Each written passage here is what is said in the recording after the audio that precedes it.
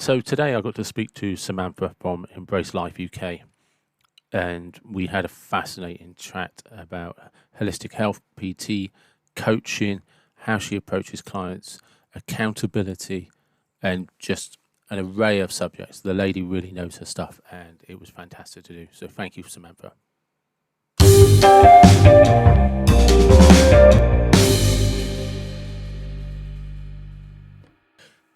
Hello, Samantha. Welcome to the David Watson podcast. Hello, David. And how are you? Thank you. I'm very good, thank you. Yourself? Yeah, I'm good. Like we just discussed, I'm just pleased there's no technical issues that I've yet to come across.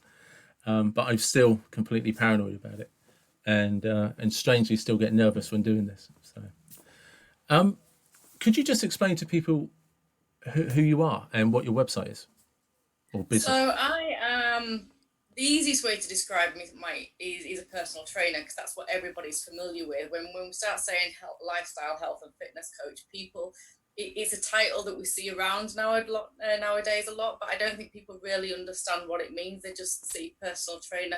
I need to get fit. That's who I see. But ultimately, what I do is it's slightly deeper than that. So yeah, I do help people get fit. I do train them in my gym, in the back garden, all that kind of stuff. But more than that, I help people overcome issues that they might have mentally, help them overcome issues with it sometimes can be training issues. It can be issues around nutrition, around food, what as to why, find out basically what's holding people back and get them to really enjoy what they're doing and understand the need to do it, as in the benefits of doing it, of keeping it as a consistent habit. So for me, I'm a bit like you. I've looked you up myself. You deal with habit change, and that's in a nutshell what I do. Personal training is a facet of that, but it's much wider. In what way do you find it's much wider? Um, Exercise in itself is exercise. Everybody knows how to exercise.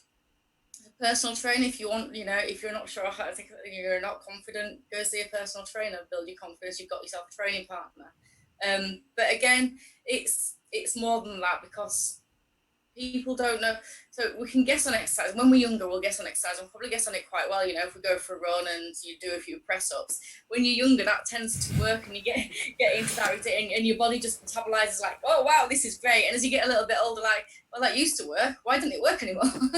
Yeah, what definitely. don't what don't I know about myself? What's suddenly gone wrong that I can't do what I used to do to get to where I want it to be. And sometimes it's stress, it's lifestyle. They don't understand that actually they're not doing it enough. They don't understand that the body changes. And like I said, it's a lot of mental stuff. The relationship around food, even the relationship with the children, siblings, partners. There's all sorts of facets that come into it, and we kind of by peeling back the layers, we can really get people to look back into themselves and actually say, well, this is what you want. This is what's holding you back. So this is what we have to deal with. Now, it doesn't necessarily mean I deal with everything. I'm not a therapist I'm not everything rolled into one. But what I have made it a really point of doing is seeing the cues and where the cues are, thinking actually, this person could probably do with some help from a person that deals with this specific thing. So I might send them off to a therapist or a coach or someone that deals with. So it could be something as simple as de-stressing.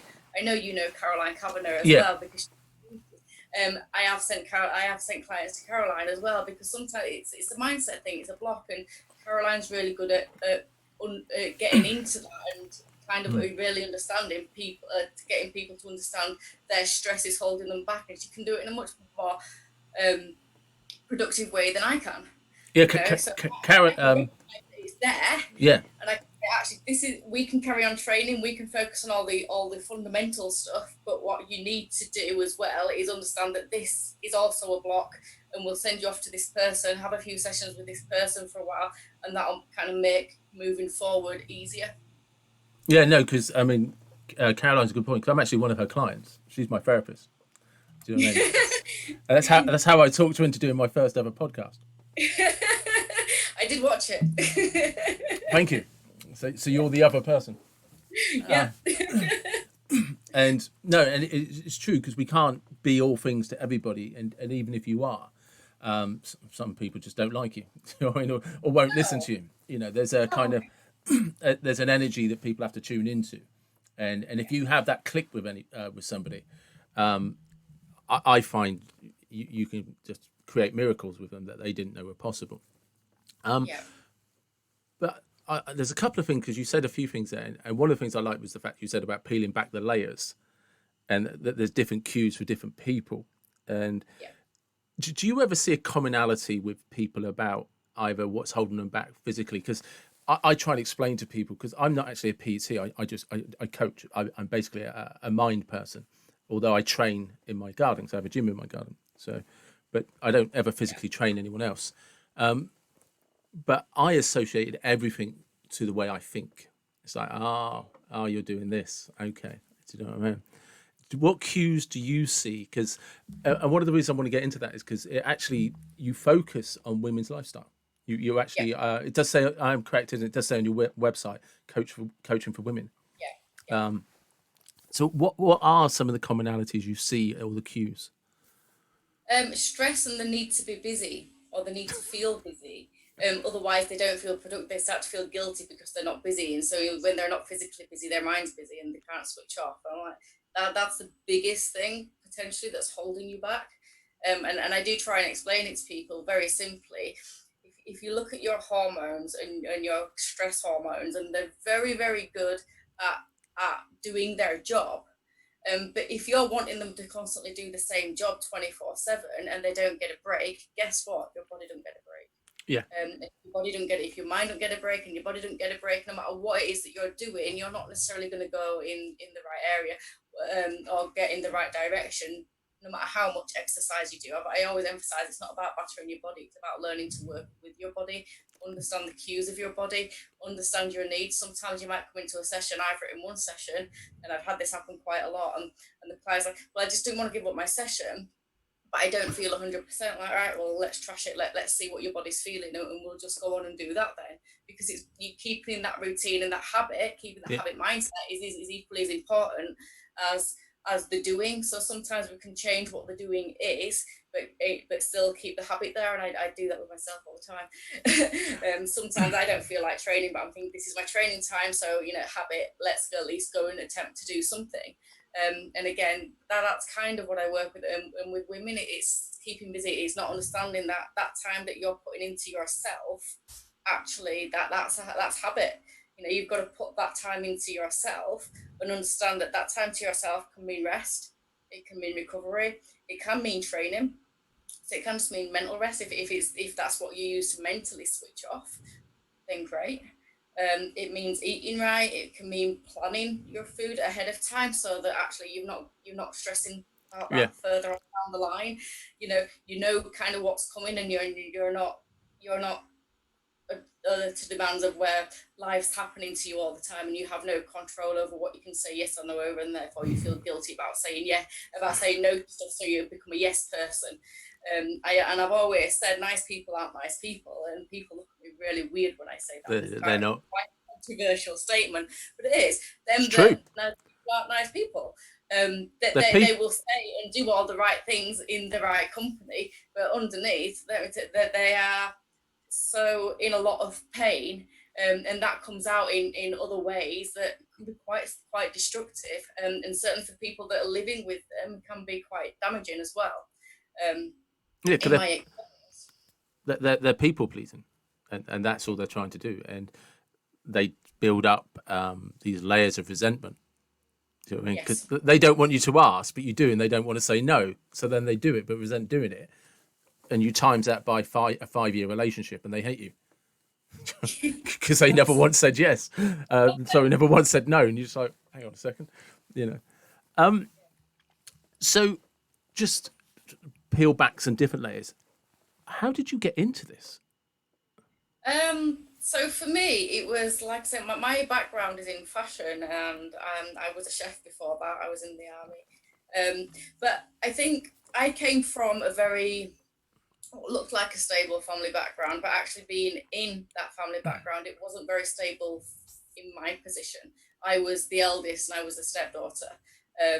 and I was kind of the lone child, as it were, in many ways, despite being the elder, because I was the eldest of four. Then obviously all the expectations on me were there to start off with, and I was the one that was going to fail, or I was either going to do really, really well, or I was going to fail, and all that kind of stuff. So I had loads of literally other people's crap put onto me, basically. Obviously, when you're growing up, you don't realise this, and you have to kind of go, and you find it out as you get older. And one day you have this wake up moment where you go, oh my God, that's what happened. Now I know. What can I do about it? Yeah. And I found out, basically, usual story, I got ill. I got ill to the point where I didn't know what was wrong with me. The doctors were worse than useless. And I just thought, you know what? I'm not living my life in the same way that everybody else does, where they accept illness. There's something in me that wouldn't accept that ill is just a part of aging. But that's not how I want to feel. And so then I started on this journey of kind of healing myself, and became a PT. A part of that journey was becoming a PT, because it was understanding my physical self and my physical needs, and why I wasn't possibly responding to things the way that I wanted my body to. I didn't feel in control of my own body, let alone anything else around me. It was myself. I didn't feel like I had any control over what was happening with me. And I think that was probably the most painful thing I ever went through. Roughly, just for context, roughly what age were you when it started to happen, and then at what age did you kind of have the epiphany? So Like, it started to happen around, I'd been around 32 years old, but it was little autoimmune signs, like I would started with dry patches of skin, and later on hair started falling out, and I just feel stressed, or one day I'd be fine, next minute I wasn't, the odd bouts of depression. So it literally came on in stages over the years, and I think I was in Paris with my boyfriend and my children at 35, and I quit my relationship in Paris. why not? Everybody else gets engaged here, why not to be different? So yeah, somebody was on their knees for a different reason. Yeah, that was me. I'm like, go, what enough? I've got to be honest, I think that's pretty classy, actually. We're going to go to Paris for a nice romantic weekend, and I'm not going to fuck you off. Do you know what? We'd gone to Bruges first. It was a road trip. We'd gone to Bruges. We'd been through to Route Bay. We'd done a little bit of France, and we'd got to Paris. And in Bruges, we were absolutely fine. We'd obviously had teething problems before. Yeah, these aren't overnight decisions. But I think I just got to an absolute breaking point in Paris, and I had a massive meltdown on the Champs-Elysees, of all places to have a really good meltdown. That is a really classy place to do it. It's brilliant. At your partner in the middle of the street, not being able to make sense of anything. And I think that was quite a pivotal moment, because I literally made in that day. I said, that's it, we're done. The kids aren't having fun, because this isn't going to be any fun for them. We're just going to go home. So we drove 18 hours home in silence with the kids in the back of the car. Oh, God love them. Was this pre-iPad and internet days? No, it was. At least they weren't bored. Yeah, there was that for them. Can you imagine that happening in the 80s when there was no distraction other than I Spy? Yeah. Absolutely. No, so I was just turning 35 at that time. So obviously I ended the relationship. Then I didn't want to end the relationship, so I all went a little sideways. But he was very good in the fact that he just took the end of the relationship, so he kind of ghosted me anyway. So what I wanted after was vaguely irrelevant.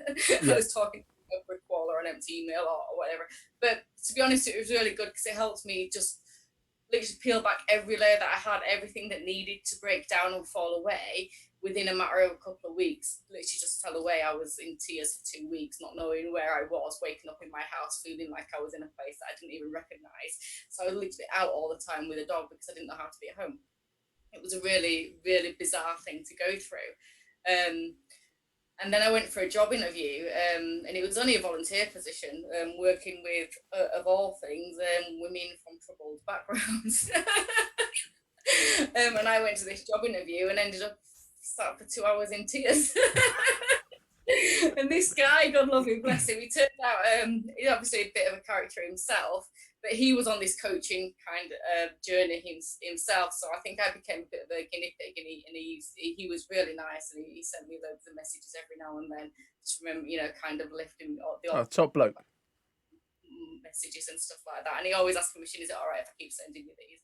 I like, yeah. So you know what, it was really lovely, you know. So I had that when I fell down. That's what I had there to help. It was like, oh, that's really sweet, you know. So yeah, from there I kind of pulled myself back together, and it's been up and down since then.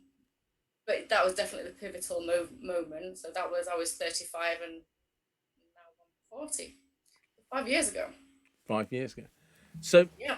I'm going to go back just a little bit further, if I may, because you mentioned 32 was you fell ill, Yeah. but you said you hinted at that there was some autoimmune issues prior to that.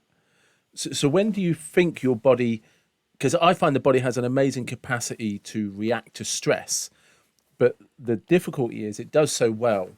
We then don't pull it back and say, "Oh, actually, you need time out from this," and we Yes. we It's not. tend to drip feed it, and the body keeps coping and coping and coping, and then eventually says, "No, no, that's enough now, fella. If you're not going Yeah. to listen, we're going to have a breakdown, whether you like it or not, because you're not listening." So, Yeah. what do you think? Kind of like, and just again, just for context, what do you think were the first physical symptoms, and roughly what age were you but you were ignoring them? So I was 31 when I say it was 2000. Yeah, I'd have been two. Yeah. So I had, it's going back now, but I've got this quite fresh in my mind because I've kind of I've ordered this in my mind on purpose because it's really relevant to what I do with people anyway. So having gone through it myself is really useful. I think I was 31 when I first had the signs of depression and really struggling to cope. 32 when the autoimmune issues started coming up, and then moving on to 33 when I was, you know, really sit banging against the wall, depressed. But nobody knew because obviously it's one of those things you keep to yourself. Yeah, um, so yeah, I went through all that, and so that was, yeah, 31 was the first sign. Looking back, didn't realize obviously, but looking back, definitely, without a shadow of a doubt. And like I say, I'm just on 40 now, and my body is literally still recovering from yeah, the hell that it's gone through. Recovery is not an easy, because it's not an easy road, and sometimes you'll get massive setbacks during recovery. But the one thing I've learned, and the one thing I've developed being a coach, is understanding that setbacks, as much as they may feel like they set you back, actually, as long as you're willing to learn why the setback's there, what's caused it, and how you can be accountable for it and move on from it, actually that setback's just a lesson. yeah, And to be fearful or scared of, and it's nothing, it's no reason to give up and quit, which I think a lot of people do when they find a setback, especially if it's a big setback. I've just gone through one myself. I had leaky gut last year, didn't realise. So I've been in and out of the doctors again last year. Obviously, all my autoimmune issues are massively flared up. I've lost half my hair, and all that kind of stuff. So he's been great. It's been yeah, fantastic actually. Going down arguing with the doctor, I'm like, this isn't happening. This isn't working. How do you know? Well, like, you know, I'm a PT, but I study nutrition. I have done now for the last 5 years because I've had all these issues. None of you will listen to a word I'm saying.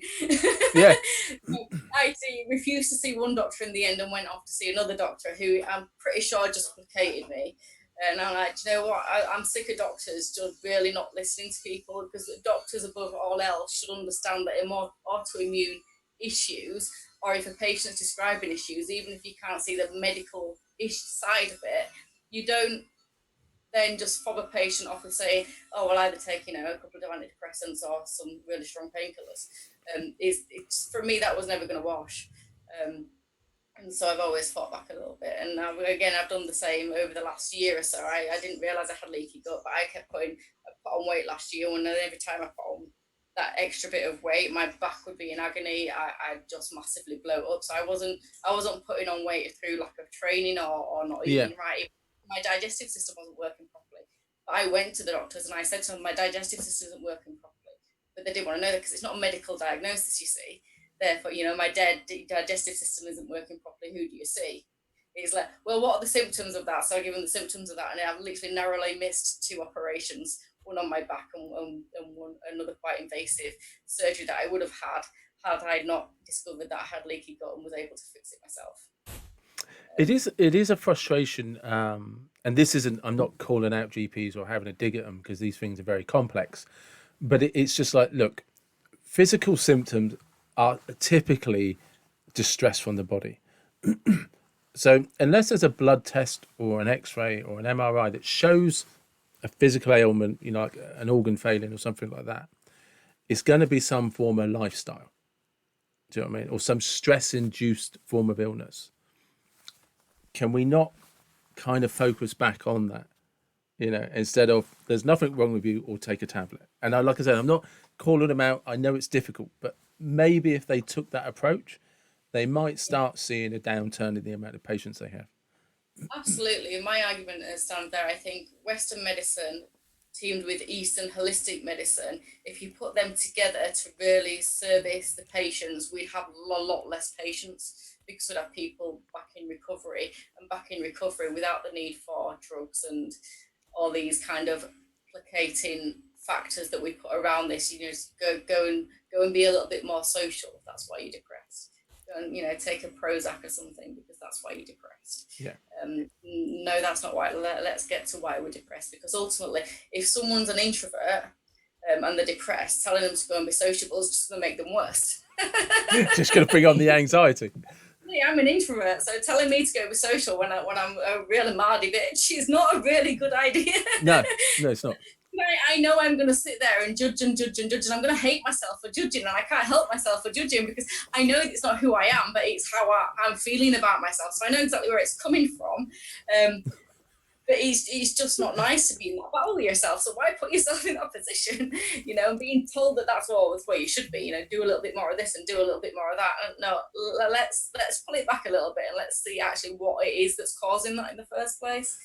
And also, that's actually a good point for introverts out there, like you say, is the thing about that is sometimes we just don't like people. Do you know what I mean? Introverts aren't necessarily quiet. They just don't want to talk to you. The same as they don't point out, I find you being really loud and friendly rude. Do you know what I mean? Me being introvert isn't being rude. It's who I am. And if you're not comfortable, like, I mean, like take this. I clearly would have come across as being comfortable. Just, I want to randomly talk to somebody I've never met before about what they do. I hate networking. I loathe it. I never turn up to networking seminars or anything like that, and I get invited, and it's like I don't want to talk to people trying to flog stuff, but I do want to listen to what you have to say, and there's a difference. Am I comfortable talking to people? Very. Can I talk in front of a crowd? Yes. Do I get nervous? Yes, I do, but I know how to cope with that. But if you said to me, "Oh, we want you to go to a nightclub or something like that," I'm zero interest in it. And I just, like you, I'd just be stressed. It's like, no. If you invite me to a networking thing where I've got to meet loads of people I don't know and just try and make conversation, I can't do it because I can't. But I can speak to someone like yourself who I've never actually physically met and just say, can you tell me about yourself? Because actually I'm not doing anything. For the most part, I'll keep my mouth shut and listen. That's easy, isn't it? Yeah, it's a cop-out. But I come across as being really extrovert, outwardly friendly and confident. Yeah, I am, but I'm manipulating the circumstances to suit me. Yes, And absolutely. and I have an awareness of that, which you can then train and become better at. Yes. So where did was it frustration from the kind of the medical profession, or was there already an interest in, because you actually clearly put on your website it's the holistic approach, which, Yeah. do you know what I mean? Holistic has kind of been lost in what it's actually supposed to mean. Yeah. So was the interest already there, or was it out of, no, I need to find an answer to this? I think, do you know what? It's really, really weird because I remember having postnatal depression when I was 19 and I gave birth to my first son. And I knew then I didn't actually have postnatal depression. I had depression around the circumstance I was in. I was in a very unhappy marriage. I was in the forces. Um, I was in Germany again. My family support has been next to none over the years. So even then, I just felt alone. The difference between feeling alone and being alone. I have no problem being alone, but feeling alone can be very different. And at 19, it's quite a hard feeling to deal with. Is that everything is down on you? And I was still working 18-hour shifts with a newborn baby because that was the expectation of being in the army. So then I was told that I was a nutter, and this includes my husband. My husband was told, "You're a nutter. You need locking up in Vegberg." which was the mental hospital thing. Yeah, that's really helpful. And then my alcoholic stepmom saying it's all right to take Prozac, because it's just like you just like having a broken arm. You just need to in your head. I like you tell yourself that, love. I'm not buying into it. And I just there's something in me that never bought into that, and I knew nothing. It's not that I had any wisdom or anything of it. And I think I've gone back to whenever I've tried to do anything that's been following the advice of somebody else, i.e., go to the doctors, um, listen to other people, and done what they've said, despite my intuition feeling not good about it, it's always worked out quite badly. So then the holistic side is actually learning to understand yourself and your intuition. Just because it works for somebody doesn't mean it's bad advice, doesn't mean it's going to work for you. And that's what your intuition's there for. So if you can really learn to hone and tap into that, it makes a massive difference to how you feel about yourself, how you feel about the relationships that you're in, and what you can do about it, and how much control you're prepared to take of that and feel about it as well. A lot of people do like it's the usual confidence, self-esteem, can't do this, can't do that, I don't feel confident. And that's even extroverts as well. I don't feel confident, so if I'm loud, it's all right because it kind of takes it away. We get that a lot with extroverts. And it's not, it's that you just fail to listen to your intuition because you listen to everybody else too much. So that's a massive thing that I'm big into, is I don't tell people what to do. I ask people to listen to what's going on in their body and try and tell me what is going on with you. And how do you do that for yourself? So How do I do that? Well, I've now got 9 years of really good, solid practice trying to put myself back together. After a good number of years of listening to everybody else and doing what everybody else said, okay, I'll learn to listen to myself. So for me, if I'm run down, if I start having accidents, feeling clumsy, if I feel a bit run down, I know they're immediate instant cues that my body's saying, stop working, stop doing this, I need to rest. We're not getting enough of the immediate self-care that we need. And it's one of those things. If you're at work and that's happening, you can't just take time off. This is where I empathize with people. It's not always possible just to take time off and just say to the family, by the way, my body's not having it, I'm down in tools, I'm not your mum for the day. yeah, We can't do that. But by understanding that that's what's happening, you can plan for rest sooner rather than later. You can plan to take at least a couple of hours out at the end of the day or the beginning of the next day and say, actually, do you know what, I'm looking forward to having my time, and my time's going to come just that little bit sooner, because if I'm going to continue to look after you lot, I need to look after myself first. And that's where it's the whole point. We all want to look after ourselves so that we can all be better around our family. Very few of us are actually vain enough to think it's just about, I just want to look good in a bikini. yeah, it is. Yeah, I think for 90% of people, it's never about that. It's so. I think But you know what I mean, don't you? It's I find the industry is split into two: the people that want to look good, and the people that actually I'm doing this for health, you know. And I've often joked that I do it out of vanity, but it's actually protecting my mental health because I self-loathe when I'm overweight. If I start going in a certain direction, I self-loathe. So it'd appear like a vanity project to stay in shape, but it's actually a mental health project. yeah, You know. absolutely. So just you've signed just gone over this a couple of times about being a mum, but you've never really gone into it because obviously with your clients, I'm guessing a lot of your clients, as you focus on females, are mums. Actually, oddly enough, no, and I don't actually target myself at mums. And the simple reason being is I've never had a problem with it, and I've been a young single parent myself. And my youngest is now 16, so she's almost 16. So I don't have that mumsy role in the same way Yeah, anymore. So I've got freedom compared to what I used to have.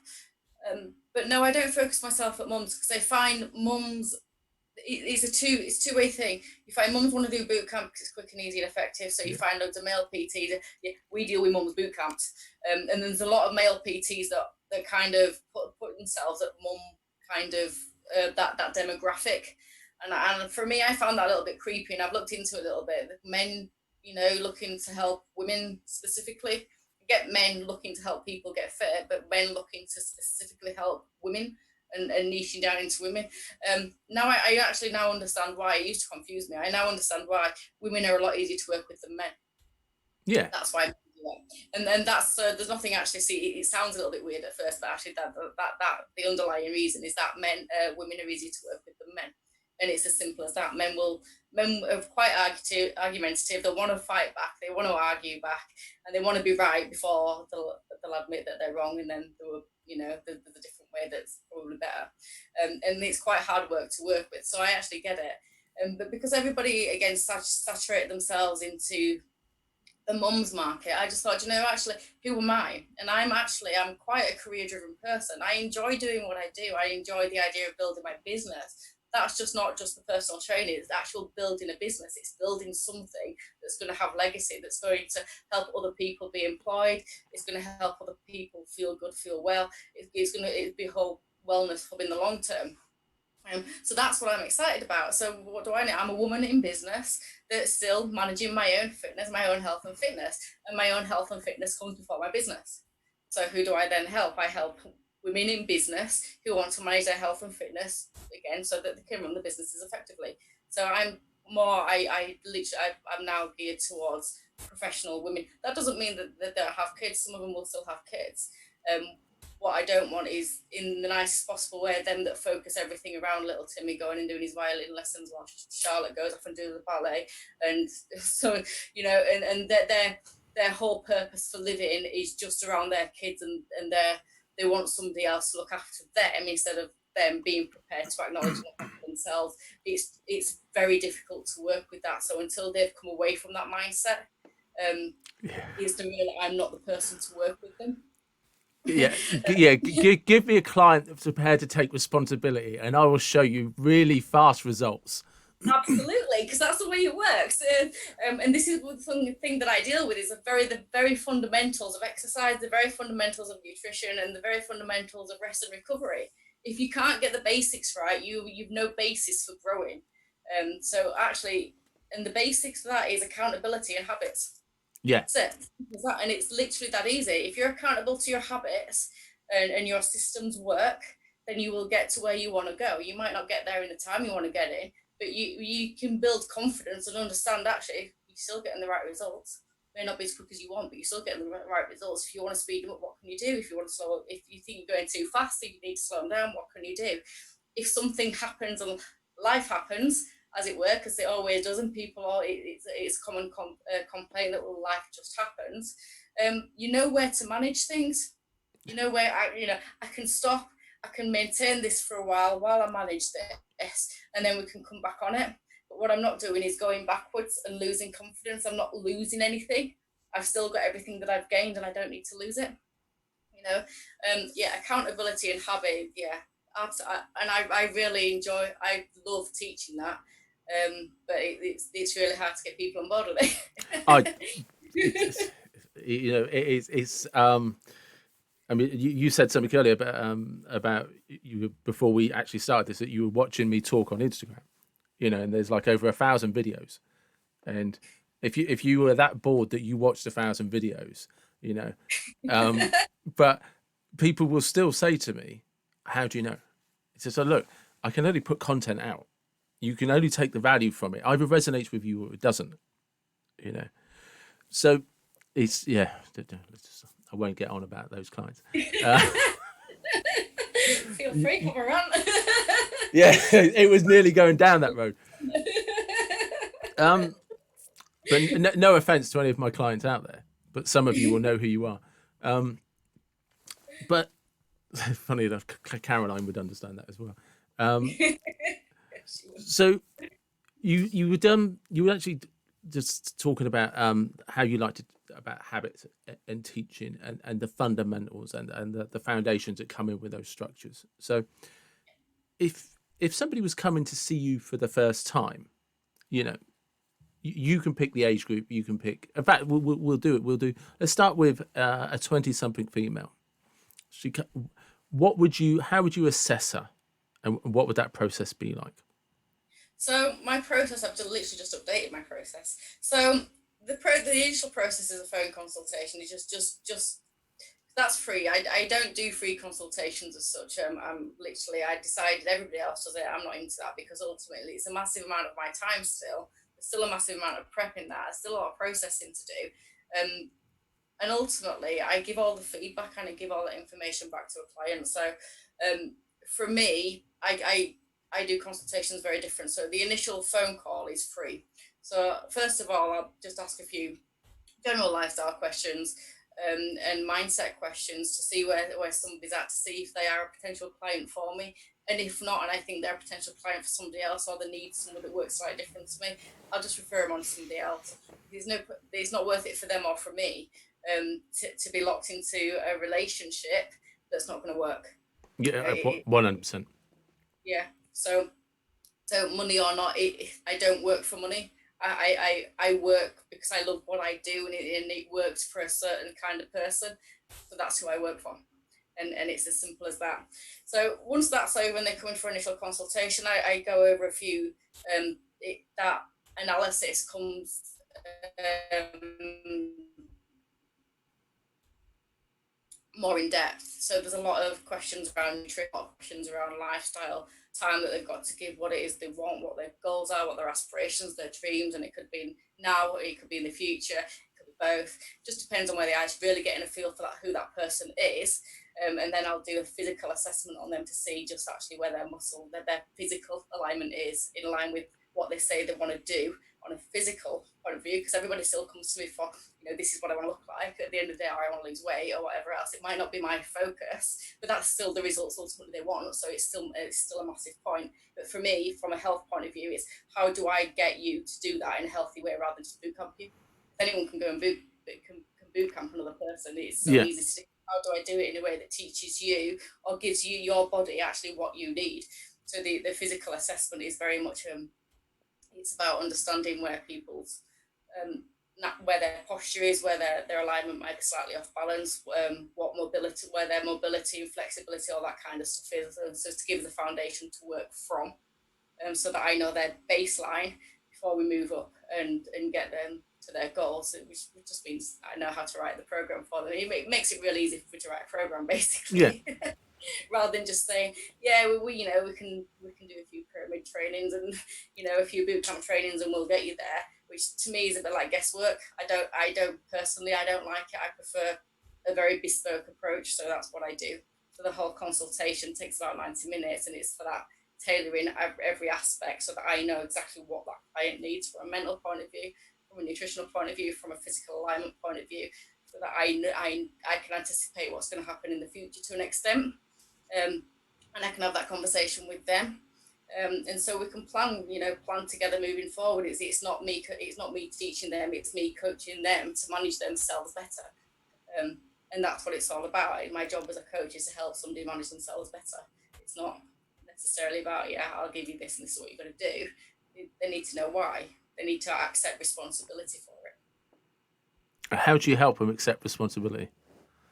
it. It depends on them. Like I say, part of the consultation process is about, especially the initial consultation, is to understand the mindset as to whether they're going to accept responsibility. If they're not going to accept responsibility and they just want to be boot camped, or they just want that kind of PT, that's absolutely fine. And I'm not saying there's anything wrong with that. No. Putting that out there. There's nothing wrong with that. It's horses for courses. Different people need different things, and different things work, and it's absolutely fine. So I'm not saying one's better than the other. Definitely not. It's just different people in different stages of where they are need different things. So that the whole point of that initial phone call is to work out whether their mindset is it, do they want accountability? Do they want to learn for themselves what they need? Do they want to grow into this moving forward? Is it for them a whole lifestyle overhaul, or is it just a quick fix? Is it just that that they know everything with nutrition, that they're fine with everything else, they just want training? Again, I could take on that client, it'd be fairly easy to work with, but I wouldn't. I'd forward them on, because I just find more interesting clients to work with are them that are ready to take accountability, and want to go through the whole big process. Because that's actually important, because if somebody actually comes to you, you're taking them on because you want to give them serious time. You're actually Yes. really going to invest in them. And I don't think people often realise that sometimes, and I want to tread carefully here because I don't want anyone to get offended, which is so easy. But the differences sometimes between PTs, coaches, and the types of people that you might be dealing with is there are a certain type of personality who are just happy to, okay, let's just do this. And then, like with yourself, it's just like, no, this is what I'm about. And Yeah. if you're going to invest in that, I will invest all of my passion, my heart and soul into helping you become a better person. But if you don't need that from me, I can't give it to you either. Yeah. You know, and Yeah, it's a very much an all or nothing approach. yeah, but Yeah, there's people that just want to be told what to do. They have stressful lives in another area, but they're ultimately fine, and they just want to turn up and be told what to do. There's nothing wrong with that. no, They might not need everything else, and that's fine. So again, there's Joe Bloggs works down the gym, and he's really good PT in the gym, and he's really good at dealing with clients like that. Go see him because he's perfect for you. That is exactly what he's designed his business model on. Somebody like you, and that's great. and also, if you actually did it the other way, you'd just be actually a hypocrite about what you're preaching. Absolutely, absolutely. So, Yeah. so tell some on your website, Embrace Life UK. Just talk us through it because you've got the blog, you've got the courses, and did you say you have a new project coming up? So I'm yeah Could you do I'm nutrition as well? so the courses that I do online at the moment are both nutrition. As I said, there's one course that's nutrition based. It's a 21-day habit reset. So people get on there. It's quite an intense 21 days. There's lots of information given about the foundations, the very very basic level of nutrition, but most of it's focused on habit change and how to change your habits around nutrition. Recognize what you're doing, put it in perspective, change plan moving forward. This is what you need to know about planning your meals. This is how you do it. So that's 21 days of doing that. Um, and that, and for them that have got the right mindset to do it, is mega successful. For them that think they're going to come and be given a load of free recipe, a load of recipes in there, it's like, not going to work for you, love, not going to work. Yeah. So I'd say to anybody wanting to come on that, it's really, really, really good because it focuses on habit change. It does give you information on nutrition. It's habit change around nutrition, but what it's not is a diet.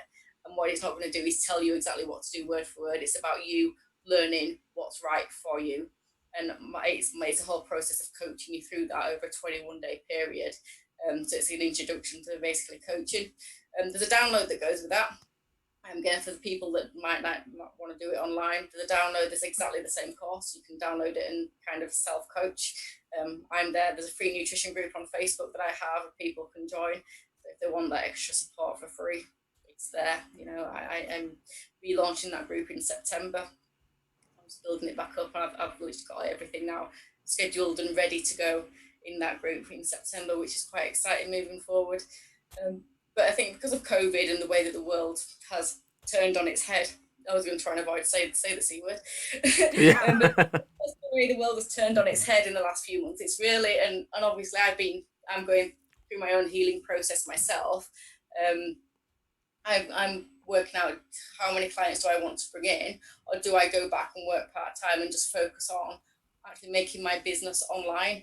I've never been into online personal training, and for what I do, it really can't be done online. I can do some of the coaching online, but what I can't do is the physical stuff online because I'm very hands on with the training. It's very much about your body being in the right position and understanding that relationship with your body. It's not something I can give you through a screen, unfortunately. So rather than focusing just on building the clients coming in that way, what I'm really focusing on is getting those courses up and running for people to get basically an introduction to who I am and the way that I work. And that way, if they want to come and be clients later on down the line, they're more than welcome to. But they've got an idea of who I am and how I work. They've got a nicer introduction into what my business is all about, which is a bit quicker. It's better, I think, than just a phone call.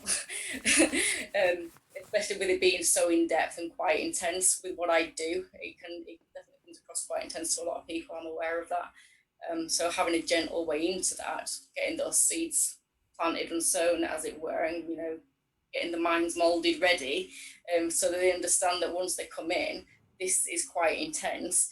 You are accountable for everything that you do, and I'm going to record it so that you're accountable Yeah. because I'm not going to get away with being anything other than accountable. So that's where I'm going at the moment with that. Is I'm trying to move everything, most things online to give myself breathing space so I can continue healing. I'm probably going to go work at another gym, and do a lot of some strength and conditioning based stuff with clients, which is nice because it gives me freedom to not think. It's easy training.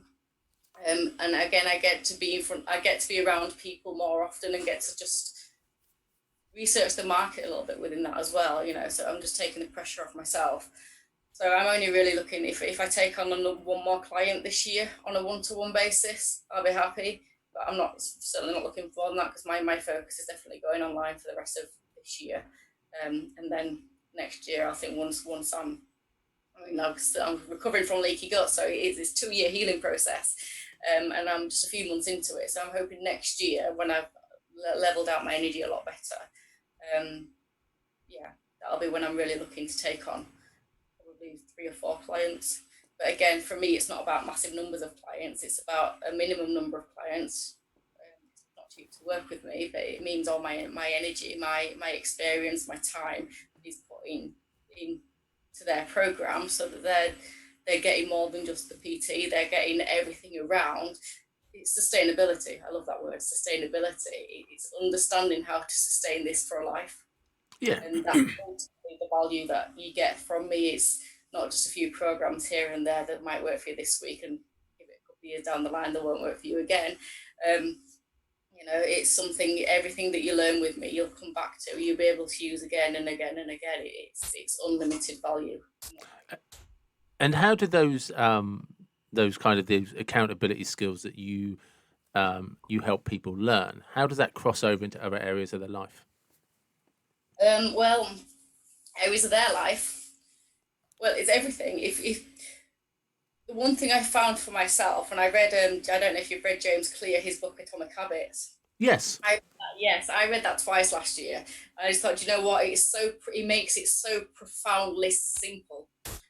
This idea of habit change. So I was all aware of this before, but actually listening to his book on audio books, I just thought, you know what, you make it so profoundly simple. This is actually the format I'm really comfortable using now, and I've literally, the format that I use is based around what I've learned from James Clear's book. It's really, really useful, and I would advise anyone to go read that book if you wanted something to understand the mechanisms of how we work on a very fundamental, without going too deep into psychology. Not everybody wants to do that. It's a really good book to go and understand just how to make the little tiny improvements every day, and that significant impact at the end of a year.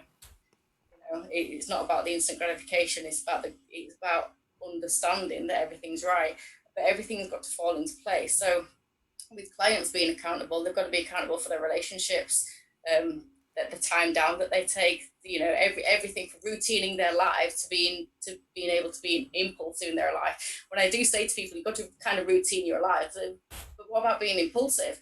I'm an impulsive person, but you can't be impulsive all the time, because then by definition you're not impulsive. You want to be impulsive if you have a place to be impulsive from. So therefore you have to have a good solid foundation of routine, of structure, something that keeps you kind of level and balanced. And then every now and then, if you go off piste with that, happy days, that's absolutely great, and that's fine. But you know where you're coming back to, and it's not sending you haywire coming back, and your brain's not going in a spin wondering how you get back to normal, because you already know that it's practice, it's habit. But it's mindful habit. It's not mindless habit. It's mindful habit. And I think this is where people get mixed up with habits.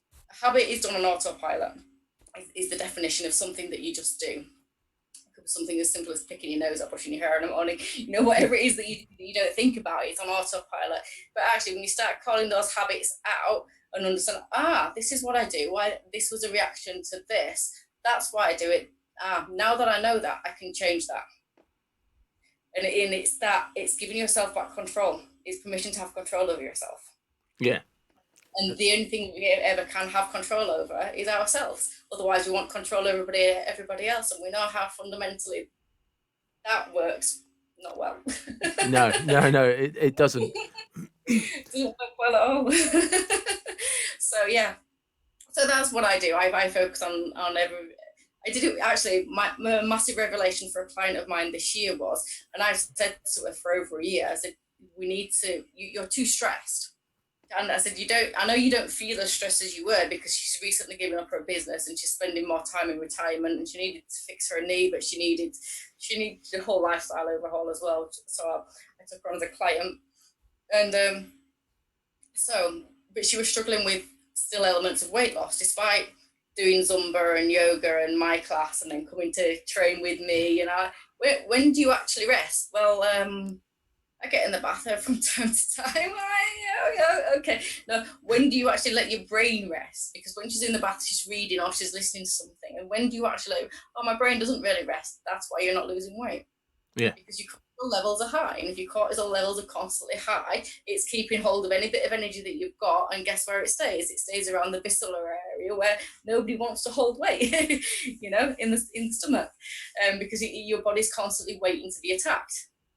And the very basic metaphor, the tiger there, we need to run. Yeah. But people don't understand that if that brain doesn't relax, then the muscles don't relax. So you might think you're in a bath chilling out, but if your brain's not relaxed, then your muscles are still tense. Therefore, they're not able.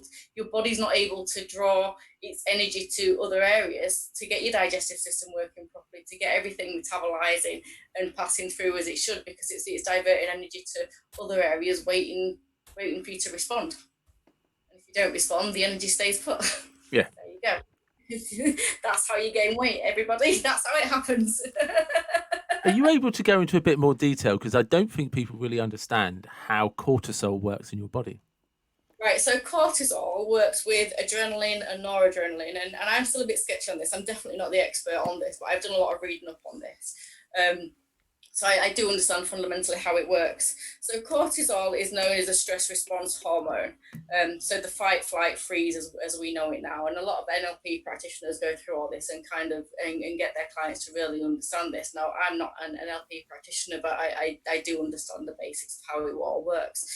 Again, I'm a bit like a holistic GP. I know how a lot of things work, but I'm not a specialist. No, I'm the same.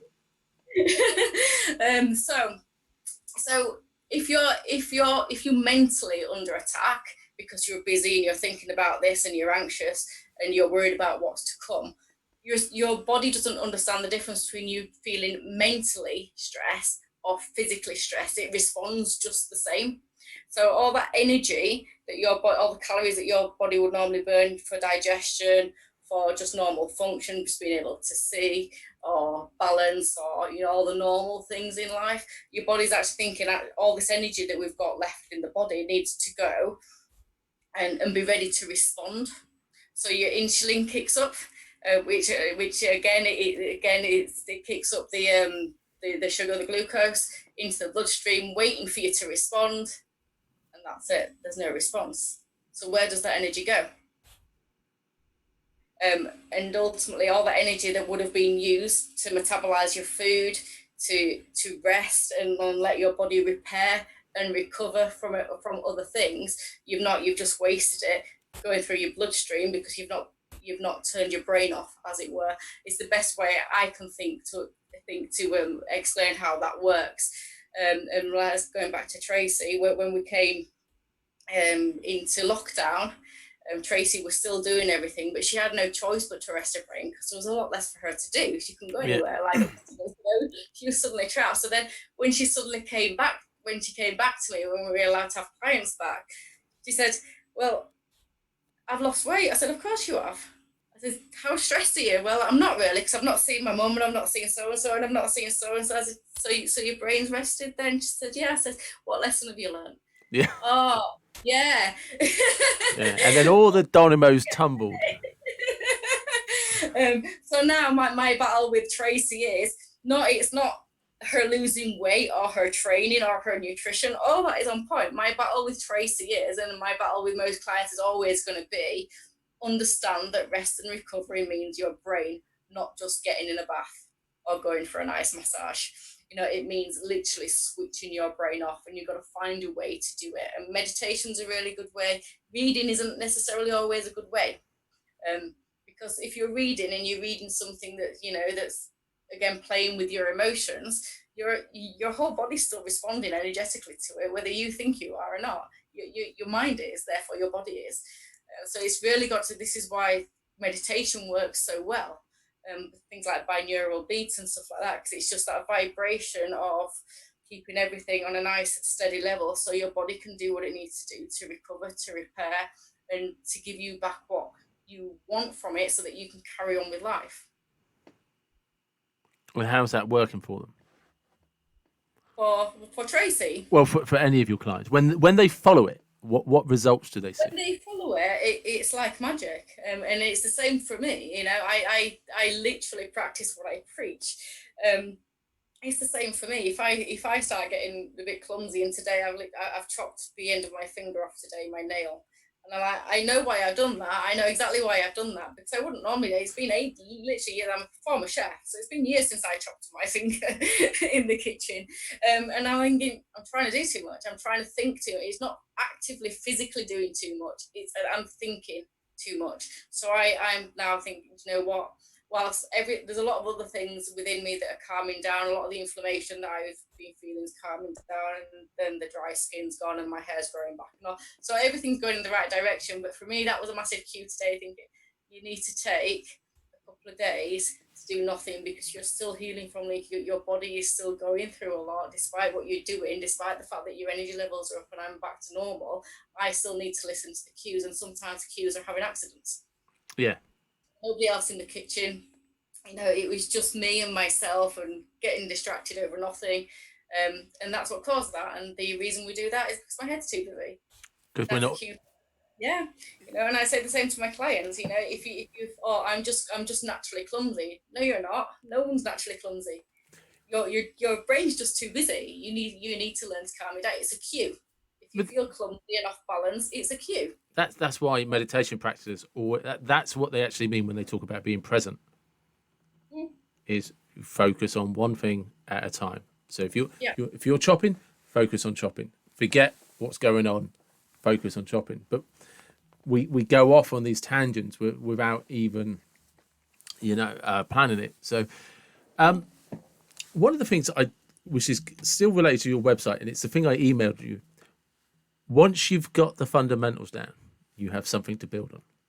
Michael Jordan. Michael Jordan. I love Yeah, that quote. I love Massively. that guy. I loved him. Did you He is. watch? Have you Yeah, he watched? did. I expect to ask you the same thing. Yeah, yeah. It's phenomenal. I really enjoyed it. Yeah. I, I don't know what to say about that documentary that hasn't already been said. But anyone, if you haven't watched The Last Dance on Netflix, watch it, because the guy Yeah. was phenomenal, and you understand why all those athletes actually say, "No, no, the guy is the greatest ever."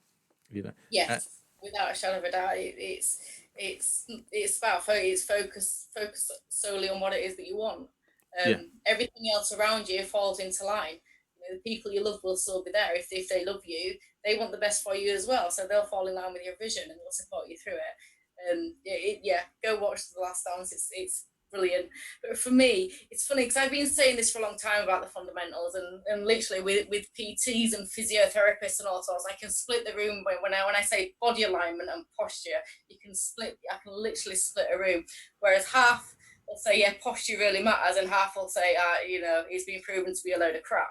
And I deal with body alignment. Is one of my first specialities, body alignment. And actually, when I see people try to lunge and they can't lunge and their mobility is impaired and stuff like that, what I'm looking at is body alignment. What I'm looking at is muscles which aren't working, yeah, which I'm looking for. What muscles are overworking, overused muscles, overstressed.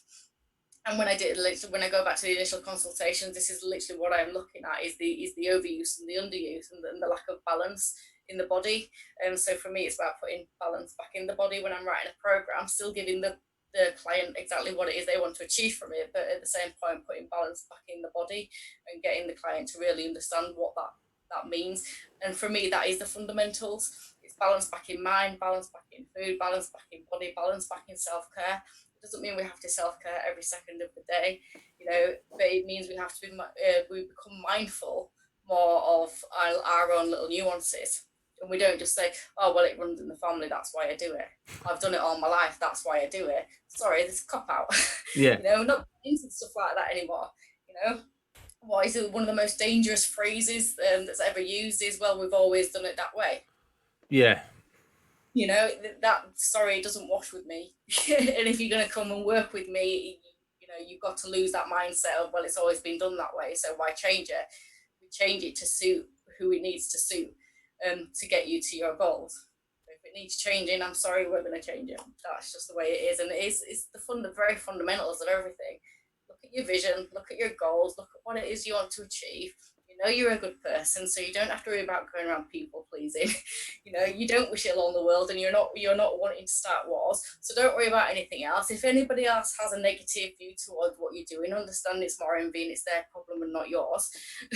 You know, it doesn't mean you shouldn't be doing what it is that you want to do. Yeah. Or that you should compromise who you are for the sake of moving somebody else forward, even if that's your children. I'm going to start there. But you shouldn't compromise yourself for your children, I don't believe, because you are, I think, as parents, and we forget this, we are the very fundamental role models for our children.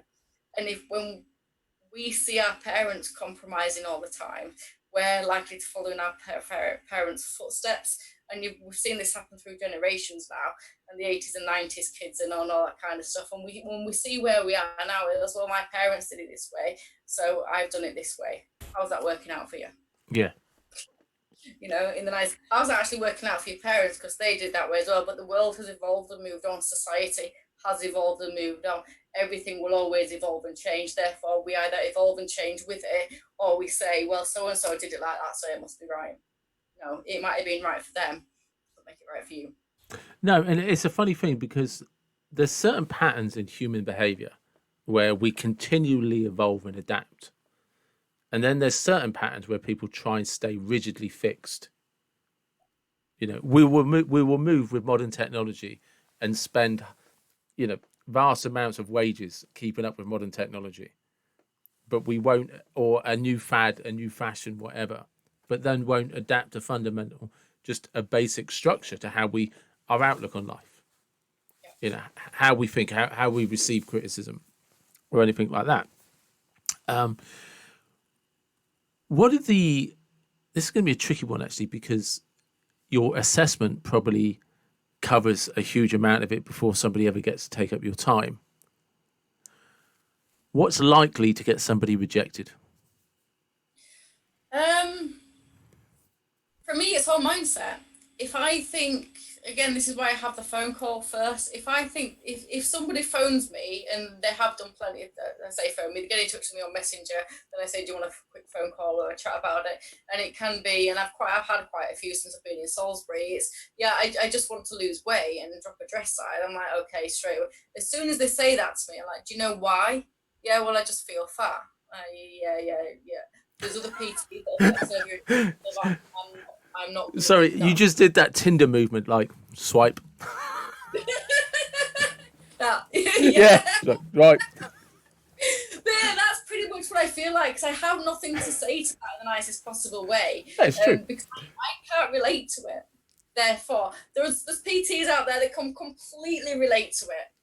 Yeah. And that's what they focus on, and that's great. There's nothing wrong with it. That might be all that person needs. They might be fine in every other respect, but it's not what I do. Yeah. And it does that. I was teaching for the NHS last year, and I was teaching nutrition and exercise, funnily enough. And one of the girls on the course here, she came up to me. I say girl, she's a woman. She came up to me on the course, a young mum of 3 young girls, and she said to me, she said, I want to lose weight. And I said, well, you're here on the right course. You know, this is what the NHS is providing this course for, and I'm teaching. She said, but you're a PT. I said, yeah. She said, can you help me lose weight? I said, like I said, you're on the right course. Weight is about nutrition and habit more than it is about anything else. She said, no, actually, what else is it that you're after? She said, well, actually, I'm training. I want to be a firefighter, and I can't pass the fitness test. I said, that I can help you with. Yeah.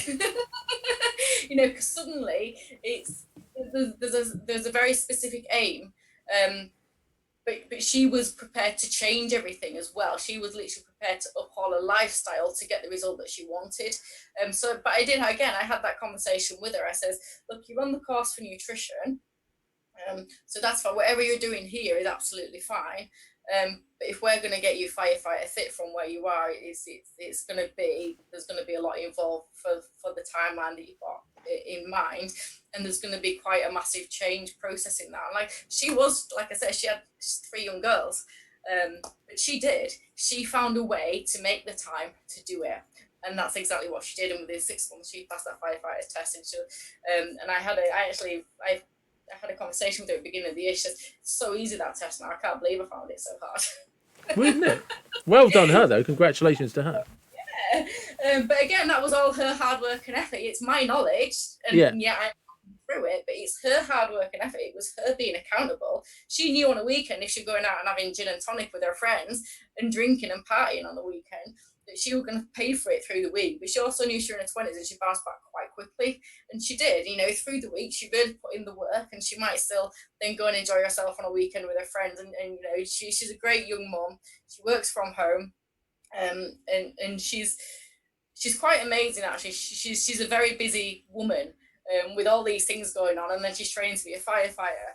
But she's one of those women, and I just see, I can admire that, because I see where it is that you're wanting. I see your bigger vision, and for me to be a small part of that journey to get you there is absolutely fantastic. So whilst I didn't do the whole quite in depth with her as I would do with a client now, it was definitely enough for the period that was in, and she was committed enough. She literally of the right mind to be able, we could fly her through that, and we did. Within 6 months, we got her from barely being able to run to passing firefighters fitness. So that's a proud moment for both you and her. That was good. Like I said, I was ill last year and I didn't even know what was wrong with me last year, so I kept going backwards. So when I'm going backwards, and I can keep pushing my clients forwards, like, at least I'm doing something right with somebody, even if it's not myself. Do you last year. Do you ever get bouts of self-doubt? Of course, I think it's only natural. Yeah, but I don't think that imposter syndrome and all that kind of stuff. Literally, for the last 18 months, I have lived nothing but that. As I've been going backwards, thinking, I know what I'm doing, I know what I'm reading, I know what I'm researching, I know what I'm doing with clients, and it's all working. I can't get it working for me, because I couldn't get it working for me. I obviously lost a little bit of faith in what I was doing, how I was doing it. But it didn't stop me trying, and it didn't stop me moving forward. It didn't stop my belief system in thinking, actually, I know I'm doing everything right, so I've just got to find what's wrong, what's not quite connecting. So within all that time, obviously, when you can't do for yourself what you advocate for your clients, you can start to feel a little bit hypocritical, in many ways. No, I got over it. so, but how do you get over it? Because that's probably one of the most fundamental things. Is you can have all the tools, Yes. but that's not always enough. Again, speak to other experts. Like I say, I'm good at the training bit. I'm very good at the change bit. For you, and that, yeah.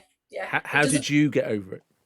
This is what I'm saying. I spoke to other experts. I realized there's nutrition experts out there. There's other coaches out there that I know. I went and Caroline and I did a couple of session swaps, so I got to know a little bit more about how she works. She got to learn a little bit more about how I work. I just explored different areas that I thought, this could be affecting it, this could be affecting it, this could be affecting it. So if I go and be accountable again in these areas with these people that know a little bit more about than I do, then maybe I can find something. So I did all the mindfulness. It was nothing to do with my ability to meditate or switch off. I could do that just fine. In fact, I think Caroline was surprised herself just how quickly I can switch off. I'm more practiced at this.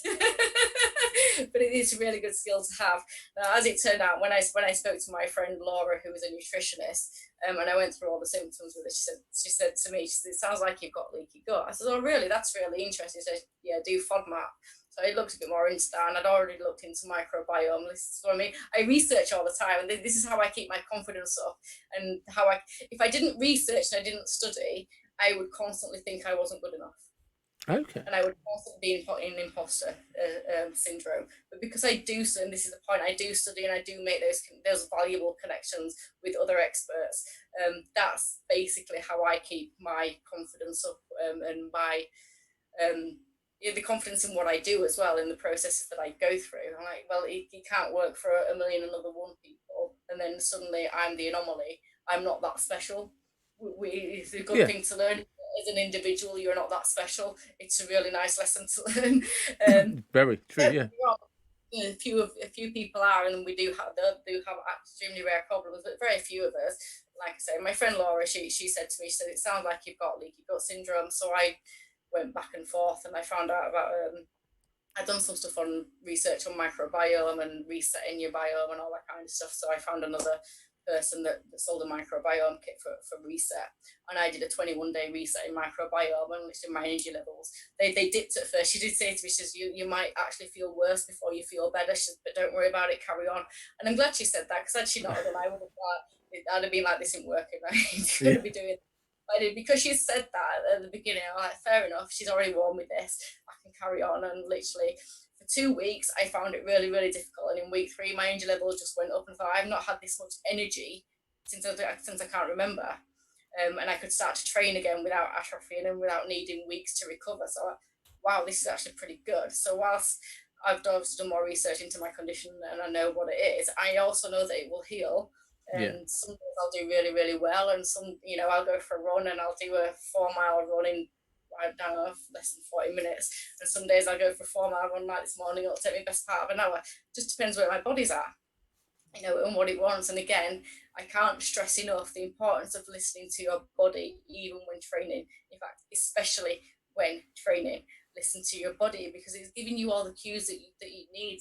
Your body will tell you what care you need to take of it if you're prepared to listen. Yeah. And that's it. It's that simple. If you're prepared to listen to your body, you know what you need to do to look after yourself. It's that simple. So what cues should people, when focus in? Could we use things like listen to your body cues and stuff like that? But what symptoms, or can you give examples of what listening should be like? I can go through a whole list of symptoms that I've had through the years. It's the best place to start. Yeah, from your hair falling out, which can be quite extreme, to just feeling tired, not feeling yourself. So tired, lethargy, and anxiety, they're probably 3 really common ones where people start to feel really anxious and you feel really pent up. That is a cue for your body. It's your mind saying that I want to stop working, just give me a rest. It's not that you have anxiety necessarily, it's that you just need to stop thinking. Yeah. Because if you stop thinking and give the brain muscle a rest, you'd find that actually the brain's really good at working out solutions when you're not focusing on just the problem. And it's where all those quotes come from. If you focus on the problem, then the problem is the problem. Yeah.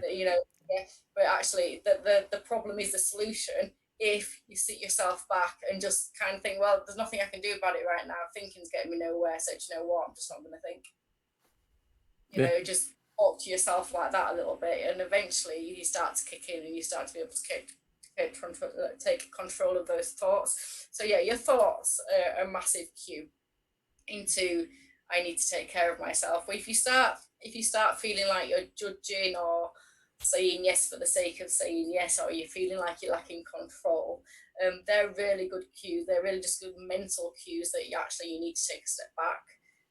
Physical cues can be anything from, like I say, lethargy. It can be your eyesight going. It can be being a little bit clumsy, going off balance, things that you wouldn't necessarily associate with being ill, but eventually lead to actually more serious things going on.